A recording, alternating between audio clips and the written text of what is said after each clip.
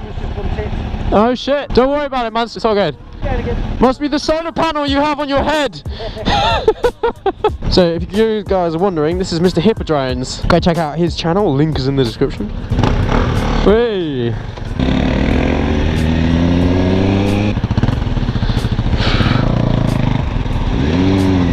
Dude, your exhaust just shat me in the eye.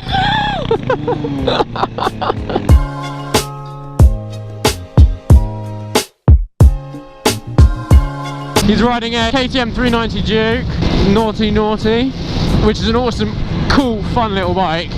Oh damn, look at that guy. Oh, you think you're a big boy. Just locked up the tyre there, a bit. Me.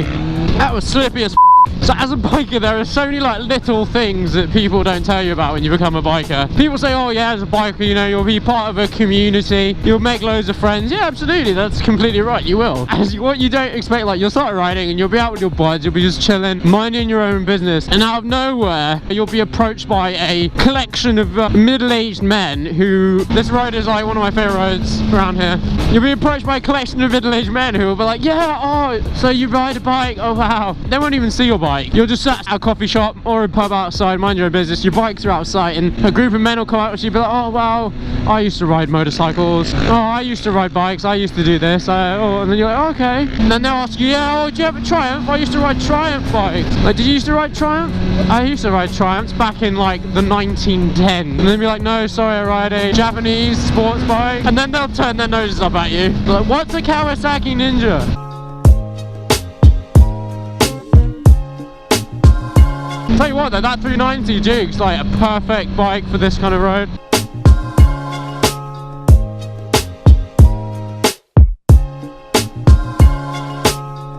You can spank it around these corners. With ease, it's a perfect like little flickable bike. Brilliant.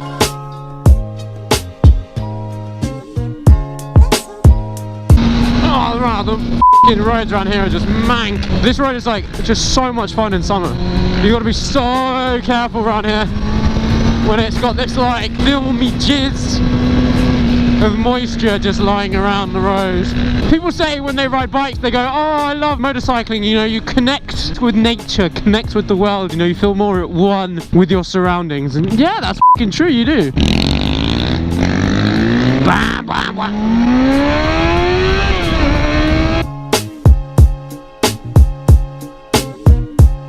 Yes, you feel more at one with nature, you know. Oh, I can't see around this truck at all.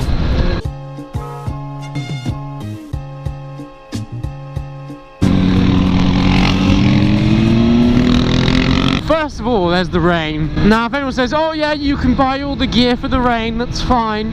You know, you can buy all the waterproofs and Gore-Texes and all that kind of crap. You know, yeah, of course you can. But there's nothing that anyone has really experienced than riding in torrential rain at 60 miles an hour on a motorcycle. If you want to find out what that's like, how about you just sit, get a chair out and just sit and just get somebody just to like spray you with a sprinkler or the like or something like that in your garden, and you just have to sit there. Damn, that thing can move. Hell yeah.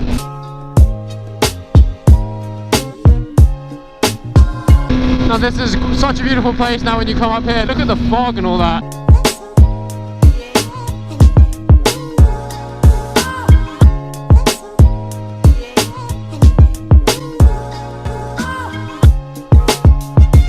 Beautiful mist everywhere. Motorcycling is lovely when it's warm as well. So you're out, you're on your bike, it's beautiful, you know, it's a beautiful day. Then you put on your full leather outfit, you then go out on your bike, you kind of think, alright, this is a bit warm. The leather is kind of like pressing against my body a little bit, sizzling in the juices and all that. You know, you get a little bit warm, you get a little bit sweaty, it's fine, that's no worries. Then you realise that your motorcycle is only air-cooled.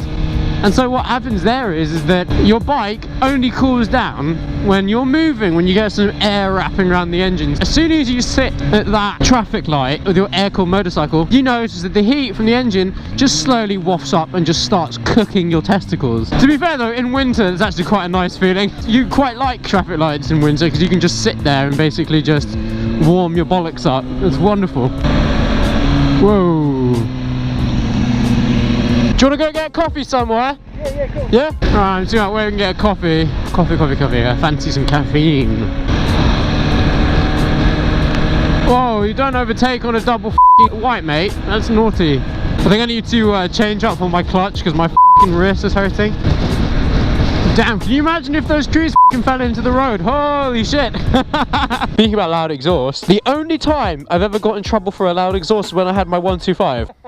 And it was really funny because I actually got a really nasty letter from the police. Like, we're going to bend you over our knee and just spank the shit out of you. And it was funny. Someone had reported me for, quotes, disturbing the peace, right? At f***ing 2 o'clock on a Thursday afternoon. Disturb the peace at 2 o'clock in the afternoon? Okay, I would understand if it was like 3:30 in the morning on a Tuesday and I was doing wheelies and f***ing practicing my burnouts like right outside their front door. But when I'm driving to the train station, it's not like I'm going back and forwards, I'm just going one way. I literally replied to the police and I was like, this is a gross misrepresentation of the situation, and I really feel that biased perspective because I am not able to submit my own evidence in accordance with this. And then I put in the brackets, by the way, as you can tell, it was 2 o'clock on a Thursday afternoon. And the policeman replied like, yeah, really sorry.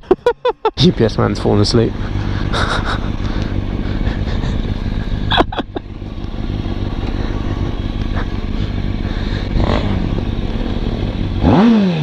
And then the other thing is that when you're driving in heat as well, and you open up your visor, you're like, oh yeah, I'm really warm right now. I'm going to open up my visor to, you know, freshen up my face. You get grossly disappointed because you realise that it's basically having a hairdryer stuck in front of your visor, just blowing constantly at your face. You gotta love it though. I think a lot of people, when they get into bikes, they kind of think, yeah, we look so cool, you know, I look really awesome, you know, I've got my full leather gear on, you know, I'm looking cool, I'm feeling protected, you know, I look like a ninja, you can't see my face, da da da. And granted, there are people who do think you look very cool, but those people tend to be like other bikers and small children under the age of 6. So you kind of have a very small market of potential people who think, oh my god, that guy looks so cool. You're driving in a bike and you see, you know, a car and it's got a kid in the back, and the kid's sort of like pressing his face up against the window, being like, oh my god, I really love bikes now.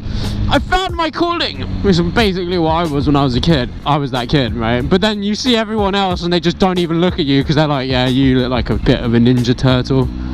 Or somebody with a leather fetish. I mean, then you have other bikers who are kind of, they look at you and they're like, yeah, so sick. Oh my god, I love that helmet. Da, da, da, da, da. People say as well is that when you're riding, as you get older and more experienced, you become a better driver, a better rider.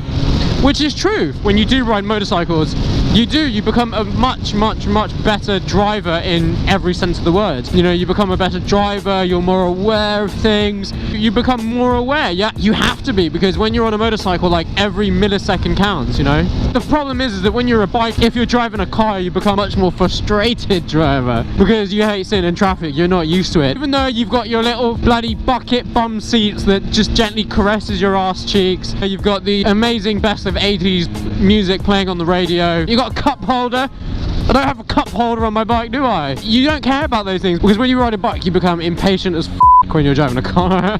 You see everyone filtering through traffic, you're just sat there like a mug, you know, and then you see other bikers and you're like, oh, I want to be your friend, I want to be you. It's like reaching out like something out of E.T., like, friend, family.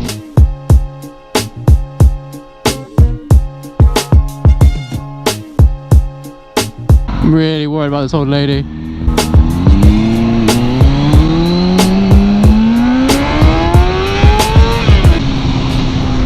See you later, bro! Anyway guys, thank you so much for watching this video.